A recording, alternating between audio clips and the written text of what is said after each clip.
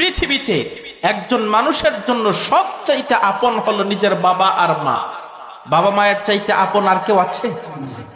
বাবা মা আপন হওয়ার পরেও একদিন সন্তান বাবার সঙ্গে বেয়াদবি করেছে, বাবার হক নষ্ট করেছে, বাবা আর সন্তানের সঙ্গে কথা বলতে চায় না। মা তখন ওই সন্তানটারে নিয়ে বাবার কাছে গিয়া বলে, কি করবা, তোমারই তো সন্তান ভুল করেছে, মাফ করে দাও। বাবা তখন কি করে? মাফ করে দেয়।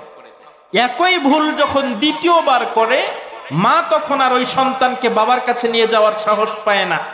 তখন তার চাচা অথবা মামা অথবা খালু যে কোনো একজন গার্ডিয়ান সহকারে নিয়ে গিয়ে গার্ডিয়ান তখন বলে, দেখো তোমারই তো ছেলে ভুল করেছে, কি করবা, মাফ করে দাও। তখন বাবা সহজে মাফ করতে চায় না, কিন্তু আত্মীয়তার সম্পর্কের কারণে আত্মীয়কে সম্মান দিতে গিয়ে সন্তানকে ক্ষমা করে দেয়। কিন্তু একই ভুল যখন তৃতীয়বার করে, তখন বাবা, চাচা, মামা, খালু এদেরকে দিয়ে আর কাম হয় না, বিচার বসাইতে হয়, সালিশ করতে হয়। আবার ওই সালিশের ভিতরে সন্তান যখন বাবার পা জড়িয়ে ধরে, বাবা তখন বাঁকা হয়ে আরেক দিকে যায়, ক্ষমা করতে চায় না। কথা বলেন ঠিক কিনা? তাহলে নিজের বাবা, যার চাইতে আপন পৃথিবীতে কেউ নাই, সেই যদি ক্ষমা করতে না চায়, তাহলে অপর মানুষের হক নষ্ট করে তার কাছে ক্ষমা পাওয়ার আশাই করা যায় না।